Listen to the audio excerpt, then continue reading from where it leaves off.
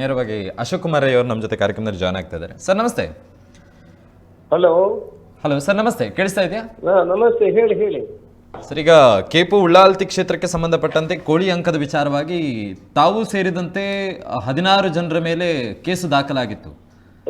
ಈ ವಿಚಾರಕ್ಕೆ ಸಂಬಂಧಪಟ್ಟಂತೆ ಈಗ ಸಾಮಾಜಿಕ ಜಾಲತಾಣಗಳಲ್ಲೂ ಕೂಡ ಕೆಲವೊಂದು ಚರ್ಚೆಗಳಾಗ್ತಾ ಇದೆ. ಮತ್ತು ಈ ವಿಚಾರಕ್ಕೆ ಸಂಬಂಧಪಟ್ಟಂತೆ ತಮ್ಮ ಫಸ್ಟ್ ರಿಯಾಕ್ಷನ್ ಏನು ಸರ್? ಅಂದ್ರೆ ಈಗ ಕೇಸ್ ದಾಖಲಾದ ಬಳಿಕ ಮುಂದಿನ ಪ್ರೊಸೆಸ್ ಏನಾಯ್ತು? ಹಾಗೆ ಅವರು ಉಳ್ಳಾಲ್ತಿ ದೇವಸ್ಥಾನದಲ್ಲಿ ಕೋಳಿ ಅಂಕ ಆಗುವುದು ಬೇರೆ ಕಡೆ ಒಂದು ವಿಶೇಷ ರೀತಿಯಲ್ಲಿ ಆಗುವಂಥದ್ದು. ಸುಮಾರು 800 ವರ್ಷಗಳ ಇತಿಹಾಸ ಇದೆ ಅದಕ್ಕೆ. ಓಕೆ. ಮತ್ತೆ ಅಲ್ಲಿ ವಿಶೇಷ ಏನಂತ ಹೇಳಿದ್ರೆ ಹರಕೆಯ ಕೋಳಿ ಅಂಕ ಅದು. ಓಕೆ.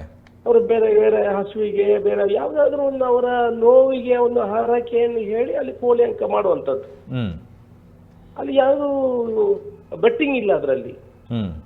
ಮತ್ತೆ ಬಿಟ್ಟ ಕೋಳಿಯನ್ನು ಹಿಡಿಲಿಕ್ಕಿಲ್ಲ. ಓಕೆ. ಅದನ್ನ ಕಲ್ಚರಲ್ ಗೇಮ್ ಅದು.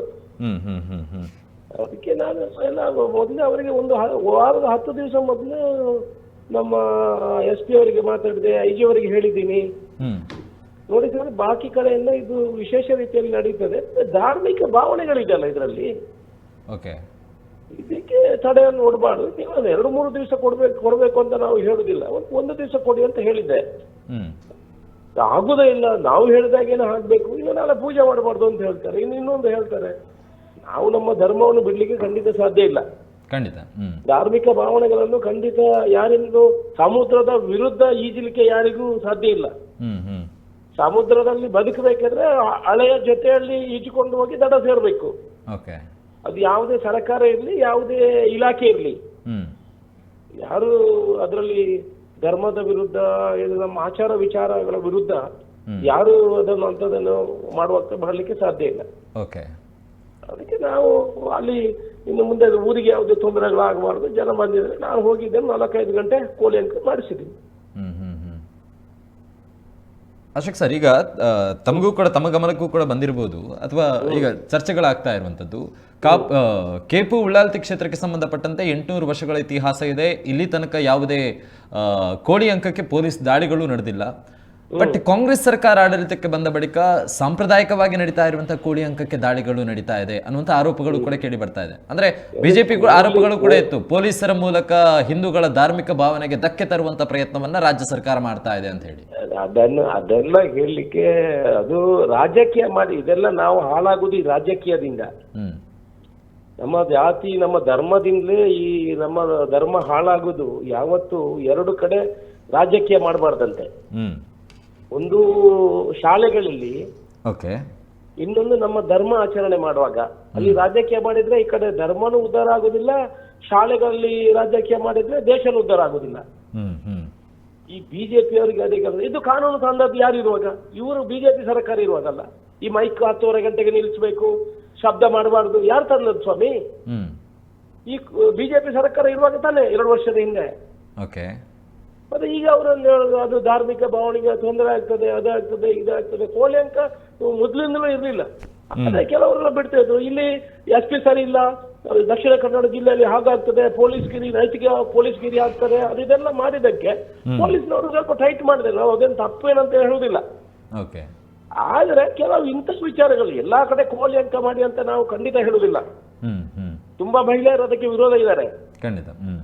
ತುಂಬಾ ಕೆಲವರು ಕೋಳಿ ಅಂಕವನ್ನೇ ಒಂದು ಉದ್ಯೋಗ ಅಂತ ಮಾಡ್ಕೊಂಡು ಇರ್ಲಿಕ್ಕೆ ಆಗುದಿಲ್ಲ. ಆದ್ರೆ ಧಾರ್ಮಿಕ ಚಿಂತನೆಗಳ ಜೊತೆ ಜೋಡಣೆ ಮಾಡುವಾಗ ಅದಕ್ಕೆ ಅವಕಾಶಗಳನ್ನು ಕೊಡಬೇಕು ಅಂತ ನಾನು ಹೇಳುವಂತದ್ದು.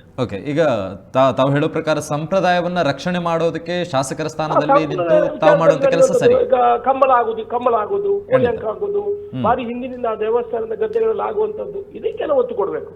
ಬಾಕಿ ಎಲ್ಲಾ ಕಡೆ ಕೋಳಿ ಅಂಕ ಮಾಡಿ ಅಂತ ಹೇಳಿದ್ರೆ ನಾವು ಅದಕ್ಕೆ ನಮ್ಮ ಸಹಕಾರಗಳು ಇಲ್ಲ. ಒಟ್ಟಿನಲ್ಲಿ ನಮ್ಮ ಆಚರಣೆಗೆ, ಸಂಪ್ರದಾಯಕ್ಕೆ ತೊಂದರೆ ಆಗಬಾರ್ದು. ಅಲ್ಲ, ಖಂಡಿತ ತಾವು ಹೇಳೋ ಪ್ರಕಾರ ಸಂಪ್ರದಾಯವನ್ನು ಉಳಿಸುವಂತಹ ನಿಟ್ಟಿನಲ್ಲಿ ಶಾಸಕರಾಗಿ ತಾವು ಮಾಡಿರುವಂತಹ ಕೆಲಸ ಶ್ಲಾಘನೀಯ. ಆದರೆ ಒಂದು ಜವಾಬ್ದಾರಿಯುತ ಸ್ಥಾನದಲ್ಲಿ ಇದ್ದುಕೊಂಡು ಪೊಲೀಸರ ಕಾಲರ್ ಹಿಡಿಯಿರಿ ಅನ್ನುವಂತಹ ಪ್ರಚೋದನಯುಕ್ತ ಹೇಳಿಕೆಯನ್ನು ನೀಡುವಂಥದ್ದು ಸರಿನಾ ಅನ್ನುವಂತಹ ಚರ್ಚೆಗಳು ಕೂಡ ಈಗ ಸಾಮಾಜಿಕ ನೋಡಿ, ಜಾಲತಾಣದಲ್ಲಿ ಪೊಲೀಸಿನವರಿಗೆ ಕೋಳಿ ಅಂಕ ಮಾಡುದು ಅಂತ ಹೇಳಿದ್ರೆ ಅವನು ಯಾರು ಒಬ್ಬ ರೈತ ಮಾಡುದು ಸ್ವಾಮಿ. ಒಬ್ಬ ರೈತ ಒಂದು ಕೋಳಿಯನ್ನು ಸಾಕಿ ಎಷ್ಟು ಪ್ರೀತಿಯಿಂದ ಸಾಕಿ ಆ ಕೋಳಿ ಅಂಕದಲ್ಲಿ ಹೋಗಿ ಏನು ಜೂಜಿ ಇಲ್ಲದೆ ಆಡ್ಕೊಂಡು ಬರ್ತಾನೆ ಅಂತ ಹೇಳಿದ್ರೆ, ಯಾರಾದ್ರೂ ಪೊಲೀಸ್ನವನು ಬಂದು ನೀನ್ ಜೂಜು ಬೆತ್ತ ಎತ್ತಾನೆ ಕಾಲರ್ಗೆ ಕೈ ಹಾಕ್ತಾನೆ ಅಂತ ಹೇಳಿದ್ರೆ ಅವ್ರಿಗೆ ಅವನು ಕೇಳೋರಿಲ್ವಾ? ಅವ್ರಿಗೆ ಗೌರವ ಇಲ್ವಾ ಈ ಸಮಾಜದಲ್ಲಿ? ಅವ ರೈತ ನಾಡಿ ಅವನಿಂದ ನಮ್ಮ ದೇಶ ಇರುವಂತದ್ದು. ಅವನೊಂದು ಗೌರವಯುತ ಕುಟುಂಬದಲ್ಲಿ ಬಡವ ಅಂತ ಹೇಳಿದ್ರೆ ಯಾರು ಕಾಕಿ ಡ್ರೆಸ್ ಹಾಕಿದ ಕೂಡಲೇ ಕಾಲರ್ ಹಿಡಿಬೋದಾ, ಬೆತ್ತ ಎತ್ತಬೋದಾ? ಹಾಗಂದ್ರೆ ಕಾನೂನನ್ನ ಕೈಗೆತ್ತಿಕೊಳ್ಳೋದಕ್ಕೆ ಅವಕಾಶ ಇಲ್ಲಲ್ವಾ ಸರ್? ಕಾನೂನನ್ನ ಕೈಗೆತ್ತಿಕೊಳ್ಳೋದಕ್ಕೆ ಅವಕಾಶ ಇಲ್ಲಲ್ವ ಸರ್? ತಾವು ಅಂದ್ರೆ ಪ್ರಚೋದನೆಯನ್ನ ನೀಡ್ತಾ ಇದ್ರೆ ಪೊಲೀಸರ ಮೇಲೆ ಹಲ್ಲೆಯನ್ನು ಮಾಡಿ ಅಂತ. ನಾನು ಅವ್ರಿಗೆ ಹೇಳಿದ್ದು, ಅವರು ಕಾಲರ್ಗೆ ಕೈ ಹಾಕಿದ್ರೆ ನೀವು ದುಡಿ ಅಂತ, ಮತ್ತೆ ಅವರು ಕಾಲರ್ಗೆ ಕೈ ಹಾಕಿ ಕೊಡಿದ್ರೆ ಬೆನ್ನು ಕೊಡ್ಬೇಕಾ? ನೀವೇನದು ಬೆನ್ನು ಕೊಡಿ ಅಂತನಾ? ಬಟ್ ಶಾಸಕರಾಗಿ ಜವಾಬ್ದಾರಿಯುತ ಸ್ಥಾನದಲ್ಲಿದ್ದು ಶಾಸಕರಾಗಿ ಪ್ರಚೋದನೆಯನ್ನು ನೀಡುವಂತ ತಪ್ಪಲ್ಲ ಸರ್? ನಾನು ನೋಡಿ, ಶಾಸಕರಾಗಿದ್ದು ಜನ ನಮ್ಮನ್ನು ಒಪ್ಪಿದ್ರೆ, ಜನ ನಮಗೆ ವೋಟ್ ಹಾಕಿದ್ರೆ ನಾವು ಫಸ್ಟ್ ಜನರ ಪರವಾಗಿ. ದ್ವೇಷ ಭಾಷಣ ಅನ್ನುವಂತಹ ಬಿಲ್ ಅನ್ನ ಪಾಸ್ ಮಾಡಿರುವಂತಹ ಕಾಂಗ್ರೆಸ್ ಸರ್ಕಾರ ಯಾವ ರೀತಿ ಬೇಕು ನೋಡಿ. ನಾನು ಶಾಸಕನ ಸ್ಥಾನವನ್ನೇ ನಂಬಿ ಬದುಕುವವನು ಅಲ್ಲ.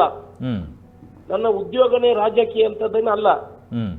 ನನ್ನ ಉದ್ಯೋಗಗಳು ಬೇಕು. ಆದ್ರೆ ಜನರಿಗೆ ತೊಂದರೆ ಆಗುವಾಗ ನಾನು ಜನರ ಪರವಾಗಿ ನಿಲ್ತೇನೆ. ಯಾರೊಬ್ಬ ಬಂದು ಪೊಲೀಸ್ನವನು ಯಾವ ಗೌರವಂತ ಅವನು ಕೋಳಿ ಅಂಕಕ್ಕೆ ಬರ್ತಾನೆ, ಅವನಿಗೆ ಬೆತ್ತ ಎತ್ತಲಿ. ಅವ್ರು ಹೇಳ್ತಾ ಇದ್ರು ಸರ್, ಕಾಲರ್ ಕೈ ಹಾಕ್ಲಿಕ್ಕೆ ಬರ್ತಾನೆ, ಬೆತ್ತ ಎತ್ತಾರೆ. ಏನು ಕೋಳಿ ಅಂಕ ಹೋಗೋದವನಿಗೆ ಬೆತ್ತದಲ್ಲಿ ಹೊಡಿಲಿಕ್ಕಿದ್ಯಾ? ಈ ಹಿಂದೆ ಆಗ್ತಿತ್ತು. ಕೇಸ್ ರಿಜಿಸ್ಟರ್ ಮಾಡಿ ಪೆನಾಲ್ಟಿ ಹಾಕಿ ಅದನ್ನೆಲ್ಲ ನಾವು ನೋಡ್ತೇವೆ. ಅವರು ಕೂಡ ಕಾನೂನನ್ನು ವ್ಯತಿರಿಕ್ತವಾಗಿ ತಗೊಳ್ಬಾರ್ದು ಅಂತ ನನಗೆ ಹೇಳಿದ್ದೀನಿ ಅಷ್ಟೇ. ಅಲ್ಲ, ದ್ವೇಷ ಭಾಷಣ ವಿಚಾರಕ್ಕೆ ಸಂಬಂಧಪಟ್ಟಂತೆ ಸದನದಲ್ಲಿ ಇದೇ ಕಾಂಗ್ರೆಸ್ ಸರ್ಕಾರ ಬಿಲ್ ಅನ್ನ ಪಾಸ್ ಮಾಡುತ್ತೆ ಈ ವಿಚಾರಕ್ಕೆ ಸಂಬಂಧಪಟ್ಟಂತೆ. ಆದ್ರೆ ಶಾಸಕರು ಮಾತ್ರ ಬೀದಿಯಲ್ಲಿ ನಿಂತು ಪ್ರಚೋದನೆಯುಕ್ತ ಹೇಳಿಕೆಯನ್ನು ನೀಡುತ್ತಾರೆ. ಇದು ದ್ವೇಷ ಭಾಷಣಕ್ಕೆ ಸಂಬಂಧಪಟ್ಟಂತೆ ಮಾಡಿದ್ದಲ್ಲ. ನಾನು ಧರ್ಮದ ಬಗ್ಗೆ ಏನು ದ್ವೇಷ ಭಾಷಣವನ್ನು ಮಾಡಿಲ್ಲ. ಒಬ್ಬ ರೈತನಿಗೆ ಏನಾದ್ರೂ ತೊಂದರೆ ಆಗುವಾಗ ಅವ್ರಿಗೇನು ಮಾಡಬೇಕು ಅಂತ ಹೇಳಿದೇನೆ ಹೊರತು ಇದೇನು ದ್ವೇಷ ಭಾಷಣ ಅಲ್ಲ. ಅದಕ್ಕೆ ಹೇಳುವವರು ಏನು ಹೇಳ್ತಾರೆ, ನಾವು ನಮ್ಮ ನಿರ್ಧಾರಗಳು ಜನರ ಪರವಾಗಿರ್ತದೆ. ಜನರಿಗೆ ತೊಂದರೆ ಆಗುವಾಗ ಎದುರೋಗಿ ನಿಲ್ಲುವಂಥದ್ದು ನಮ್ಮ ಕೆಲಸ. ಇದನ್ನು ಮಾಡಿದ್ವಿ. ಓಕೆ ಥ್ಯಾಂಕ್ ಯು ಸರ್, ನಮ್ಮ ಜೊತೆ ಎಷ್ಟೊತ್ತು ಕಾರ್ಯಕ್ರಮದಲ್ಲಿ ಭಾಗವಹಿಸಿರೋದಕ್ಕೆ ಥ್ಯಾಂಕ್ ಯು.